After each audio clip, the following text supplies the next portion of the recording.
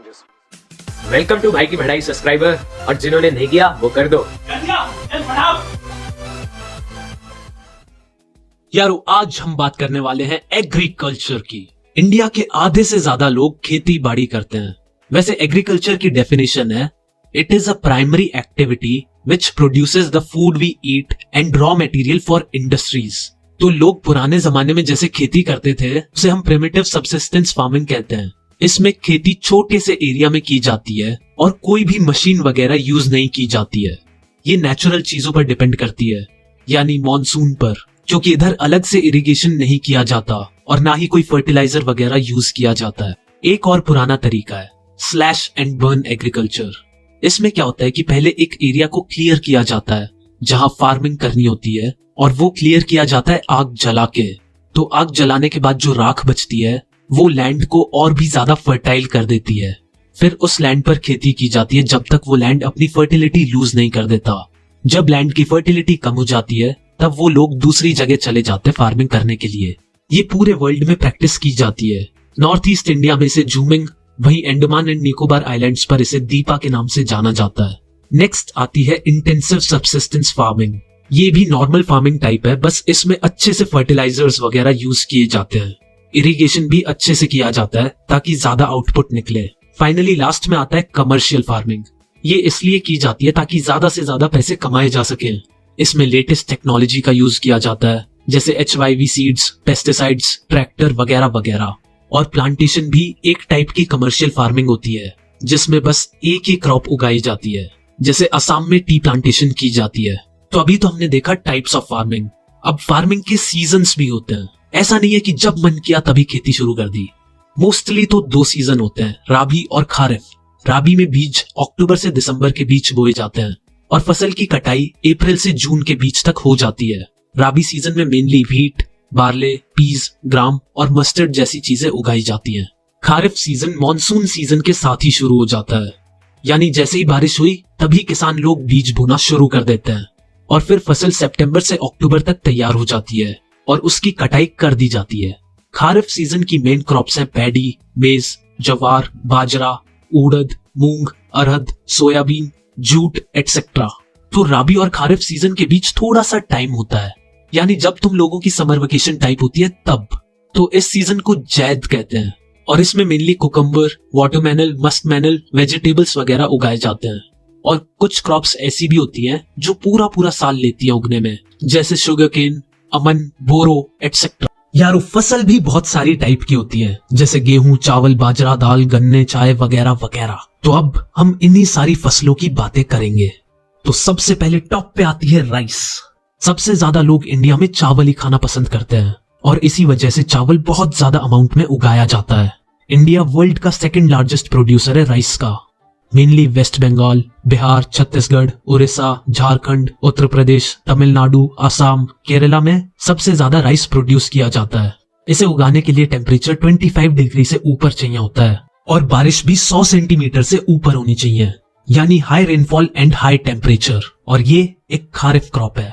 2nd rank आती है wheat की। गेहूं सबसे ज्यादा नॉर्थ और नॉर्थ वेस्ट इंडिया में कंज्यूम किया जाता है और सबसे ज्यादा व्हीट उत्तर प्रदेश, मध्य प्रदेश, हरियाणा, पंजाब, उत्तराखंड और राजस्थान उगाते हैं। इसे 50 to 75 सेंटीमीटर के बीच रेनफॉल की जरूरत होती है और ये एक राबी क्रॉप है। नेक्स्ट आते हैं मिलेट्स। इनके अंदर बहुत ज्यादा न्यूट्रिशंस होते हैं और मेनली ये ड्राई रीजन में ग्रो होते हैं। और मिलेट्स के जो मेन एग्जाम्पल हैं वो है जवार, रागी और बाजरा। वैसे बाजरा से एक चीज याद आई, मैं विंटर वेकेशन में अपने कजन्स के यहाँ गया था। तब आंटी ने पूछा, बेटा किसकी रोटी खाएगा, गेहूं की या बाजरे की? तब मैं बोलता हूँ आटे की रोटी खाऊंगा। अब अगर तुम्हें ये जोक समझ आ गया तो बढ़िया है, नहीं समझ आया तो टेंशन वाली बात ही नहीं है, मैं भी ऐसा ही था। जैसे जैसे लाइफ में बेइज्जती होती जाती है ज्ञान बढ़ता जाता है। नेक्स्ट है पल्सेस। यारो इंडिया वर्ल्ड का लार्जेस्ट प्रोड्यूसर है पल्सेस का और कंज्यूमर भी, यानी हम सबसे ज्यादा उगाते भी हैं और खाते भी हैं। यारो अगर हम सबसे ज्यादा खाते हैं तो इसका मतलब तो ये भी हुआ कि हम सबसे ज्यादा निकालते भी होंगे। दोस्तों पल्सेस से हमें प्रोटीन मिलता है। ये कम मॉइस्चर वाली जगह और ड्राई क्लाइमेट में उगाई जाती है। इसके मेन एग्जाम्पल हो जाएंगे उड़द, अरहर, मूंग, मसूर, पीस और ग्राम। ये मेनली उत्तर प्रदेश, राजस्थान, मध्य प्रदेश, महाराष्ट्र और कर्नाटका में उगाई जाती है और ये सॉइल की फर्टिलिटी को भी बढ़ा देती है। चलो चलते हैं नेक्स्ट क्रॉप पर, शुगर केन। इसे उगाने के लिए हॉट एंड ह्यूमिड क्लाइमेट चाहिए होता है। 21 डिग्री सेल्सियस से 27 डिग्री सेल्सियस टेम्परेचर और बारिश 75 से 100 सेंटीमीटर के बीच हो। इंडिया सेकंड रैंक पर आता है शुगर केन प्रोड्यूस करने में, ब्राजील फर्स्ट पर आता है। मेनली उत्तर प्रदेश, महाराष्ट्र, पंजाब, हरियाणा, कर्नाटका और आंध्र प्रदेश में इसे उगाया जाता है। इससे चीनी, गुड़, खांडसरी जैसी चीजें भी बनती हैं। नेक्स्ट है ऑयल सीड्स। ऑयल सीड्स यानी वो चीज जिनका तेल हम यूज करते हैं, जैसे सरसों का तेल। तो ऑयल सीड के एग्जाम्पल हो जाएंगे ground nut, mustard, soybean, linseed, cotton seed, शीशम, कोकोनट, सनफ्लावर वगैरह वगैरह। वैसे अगर इधर से कुछ आता है तो एक नंबर का ही क्वेश्चन आता है और वो इन फैक्ट्स पर होता है। जैसे चाइना के बाद इंडिया सेकंड लार्जेस्ट प्रोड्यूसर है ग्राउंड नट का, और ऑयल सीड से साबुन, तेल और कॉस्मेटिक प्रोडक्ट्स बनाए जाते हैं, यानी मेकअप टाइप्स चीजें। नेक्स्ट लिस्ट में चाय। वैसे मुझे आज तक समझ नहीं आया ये बड़े लोगों को चाय का क्या एडिक्शन है। जहां जाओ चाय चाहिए होती है। लोग मुझसे पूछते हैं चाय पियोगे, मैं कहता हूँ नहीं, मैं चाय नहीं पीता। फिर ऐसी नजरों से देखते हैं जैसे मैंने कह दिया हो सलमान खान की शादी होने वाली है। तो हम कर रहे थे चाय पे चर्चा। इंडिया वर्ल्ड का थर्ड लार्जेस्ट प्रोड्यूसर है। ये आसाम, वेस्ट बंगाल, केरला, उत्तराखंड, त्रिपुरा और मेघालय में उगाई जाती है। इसे बहुत ही फर्टाइल सॉइल और वार्म क्लाइमेट की जरूरत पड़ती है। नेक्स्ट है कॉफी। इंडिया वर्ल्ड की 3.2% कॉफी बनाता है। अभी ये बस कर्नाटका, केरला और तमिलनाडु में ही उगाई जाती है। वैसे तुम्हें पता है वर्ल्ड का फास्टेस्ट तरीका क्या है कॉफी बनाने का? मैं बताता हूँ। अपने छोटे भाई बहन को पकड़ो, उन्हें पीटो, फिर बोलो जा 1 कप कॉफी बना के ला, टाडा, कॉफी रेडी। नेक्स्ट आता है हॉर्टिकल्चर यानी फ्रूट्स एंड वेजिटेबल उगाना। इसमें इंडिया की रैंक है सेकंड, अगेन चाइना के बाद। इंडिया वर्ल्ड के 13% फ्रूट्स एंड वेजिटेबल प्रोड्यूस करता है। अब अगर मैं तुम्हें ये बताने लग जाऊं कि कौन सा फ्रूट किस किस स्टेट में उगाया जाता है तो शाम से सुबह हो जाएगी। इसलिए चलो नेक्स्ट रबर पर। इसे ग्रो करने के लिए मॉइस्ट और ह्यूमिड क्लाइमेट चाहिए होता है। रेनफॉल 200 सेंटीमीटर से ऊपर और टेम्परेचर 25 सेल्सियस के अराउंड। ये मेनली कर्नाटका, तमिलनाडु, केरला और अंडमान एंड निकोबार आइलैंड्स में ग्रो किया जाता है। इंडिया प्रोड्यूसर्स की रैंक में 4th पर आता है। और रबर का यूज तो तुम्हें पता ही है, पेंसिल के पीछे से लेके गाड़ी के टायरों में यही यूज होता है। और चप्पल भी रबर की बनी होती है। ये तो मुझे फर्स्ट क्लास में ही पता चल गया था जब मम्मी ने फेंक के मारी थी। नेक्स्ट है कॉटन। ये मेनली टेक्सटाइल इंडस्ट्री यानी कपड़े वगैरह के कामों में यूज होता है। दोबारा से इंडिया सेकंड पर आता है और चाइना फर्स्ट पर। मध्य प्रदेश, हरियाणा, उत्तर प्रदेश, कर्नाटका, आंध्र प्रदेश, तमिलनाडु में इसे उगाया जाता है। ये 6 से 8 महीने लेती है उगने में। इसे बहुत ही हाई टेम्परेचर और लो रेनफॉल की जरूरत होती है। ब्लैक सॉइल बेस्ट है इसे उगाने के लिए। नेक्स्ट है जूट। ये रस्सी, बैग्स, कारपेट वगैरह जैसी चीजों में यूज होता है।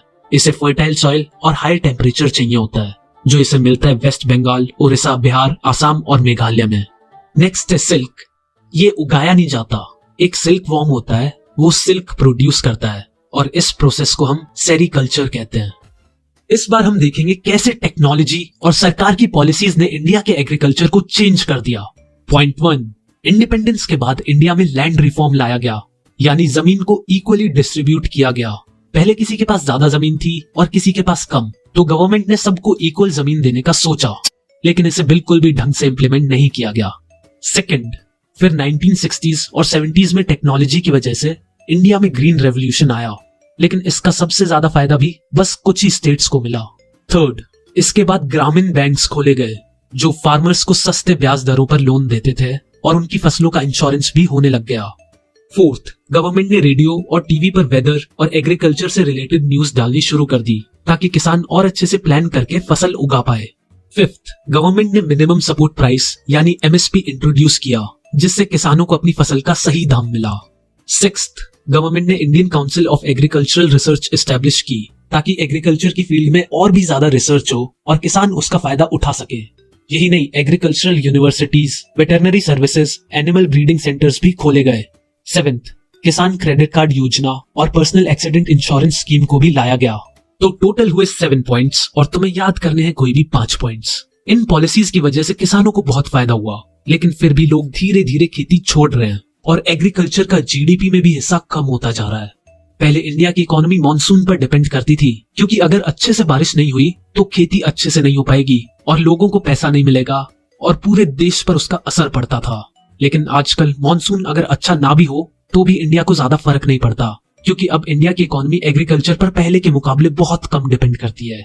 और आज का मॉरल है, खाना है तो गाजर का हलवा खाओ, आइसक्रीम खाओ, गोलगप्पे खाओ, ये माँ की कसम क्यों खाते रहते हो? सही बताऊं, अगर इंडिया का नेशनल फूड होता ना, तो वो माँ की कसम होता। कभी कभी सोचता हूँ एक ढाबा खोल लूं और उसका मेन्यू होगा माँ की कसम, बाप की कसम, तेरी कसम, भगवान कसम। विदेश से लोग आया करेंगे मेरे ढाबे पर।